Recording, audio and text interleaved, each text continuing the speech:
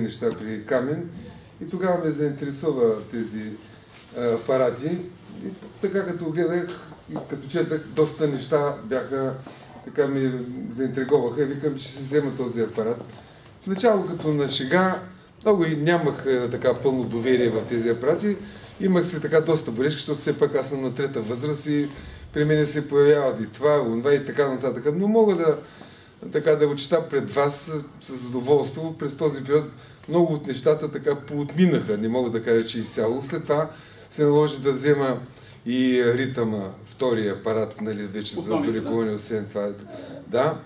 И чувствам, че ми помага. Даже моите внуци, там съпругата и така нататък, като идват, ползват ги и веднага чувстват облегчение. То сериозно облегчение чувстват в някои моменти. И даже сега един, който взех, третия апарат всъщност взех, нали, този последния, който е. Нали, един апарат го дадах вече на децата в София, понеже живеят. И са доволни, много доволни. Постоянно ме питат, нали, но това е, че те нямат, нали, да могат да се програматор. Аз закупих тази година и програматор се закупих. И вече в зависимост от това какво ми се появява, какво точно ми се появява, съответно вече Камен така успя да ме научи, така и то съвсем бързо се понаучих и тези неща мога да споделя с вас така с удовлетворение, че ми помагат много, иначе не бих взел и третия.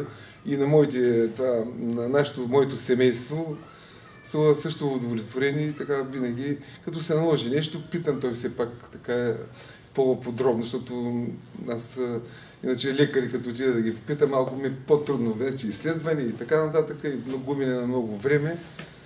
Така че с задоволство и мога да ви кажа, така да ви предложа и вие, ако ви се наложи да си вземете този апарат, сигурно ползата е голяма, вие ще го разберете, когато човек го ползва. Той, доколкото знам, Камен в определени периоди от време има така апарати, които ги дава за ползване, така като инвентарни. Даже в момента аз ползвам още един от него инвентарни, тъй като не съм ги настроил, съм го изпратил в това, ползвам още един от него АП от най-новия, тъй като те са и малко по-силни, доколкото разбирам в това отношение. Два пъти по-силни са и веднага се чувства, значи, едното в другото, защото он го ползва така повече пъти, по-дълго пъти и така нататък. Този мисля, че с по-малки. Това е, което искам да споделя с вас, така че хубаво е да. Благодаря.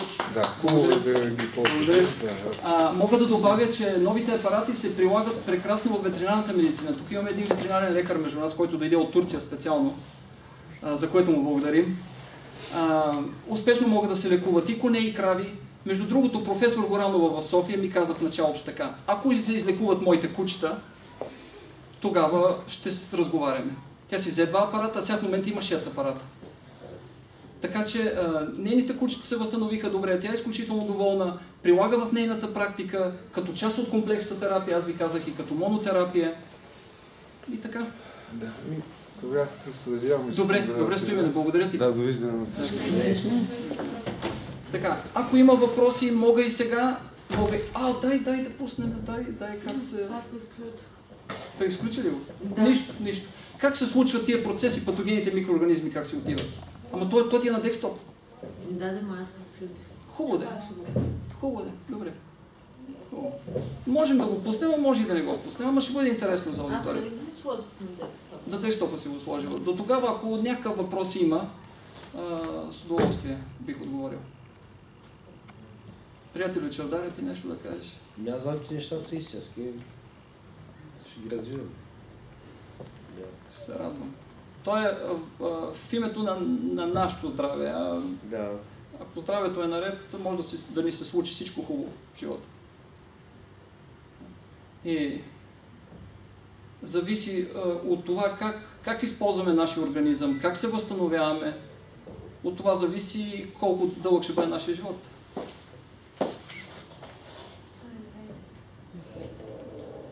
120 е малко, 140. Между другото искам да ви... всеки от вас в по-малко или по-голяма степен прави за здравето каквото може, така че това е похвално. Това е още една добавка, която сам човек не може да си я добави.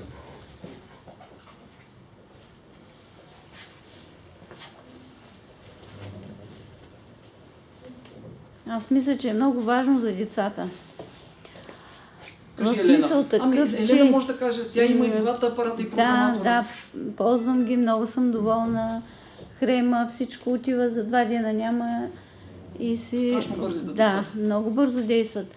Но тъй като всички искаме децата ни да са здрави, вместо да правим каквито и да е други добавки или витамини, каквото и да е, много са хубави апаратите, слага се под възглавницата, детето ни разбира изобщо, няма да му е в тежест, нали, в джоб, така, или както и да ги носи. И децата оздравяват. Аз ги пробвах. Между другото, За прекрасно. детски градини също, нали, като ходят, те са непрекъснато болните, още на 2-3 ден и пашат вирусите там. Вируси, бактерии. Отминава за една вечер и много е добре. За децата просто трябва всеки мисля, че трябва да се купи за своето дете. Аз това казвам, мечтата ми е всеки човек по нашата планета да има. Не говоря за възрастните. Възрастните вече как са се решат. скептични. Да, но за децата трябва да се вземат. Чудесно. Надявам се да се е записал това, което си казал. Да. Добре. Не съм го изключила. Така. Добре, Мария, давай го. Мария, докато върви това, вижте, това са парамециум. Микропаразити. Ето, в тъканите нищо не се случва, а вижте как техните вълни, как се отиват те на кино. Отиват си като апарата излъчва вълни на тяхната честота с по-голяма интензивност. Те са обиенени в момента от електромагнитните вълни и някои от тях се опитват да избягат. Но след това, ето първи излъчва патогенната си гнус. Токсините. Ето някои се опитват да избягат, но честотата ще ги достигне. Така че нашите органи и системи имат друг честотен диапазон. Патогенните организми друг честотен диапазон. Колкото са по-малки микроорганизмите, толкова са по-високо организирани и по-хитри. Има достатъчно информация, особено последните 2 години. Който иска да се убеждава, може да се убеди и то с много информация. Ето тук, които вече си отидаха и след това трябва да се дренира това нещо. Затова се използват програмите лимфа и дренаж, дренажни програми. Ето тя си пътува между тъканите. Парамециума след малко ще се настигне от честотите, няма да го остави така. И след малко ще се приключи с него.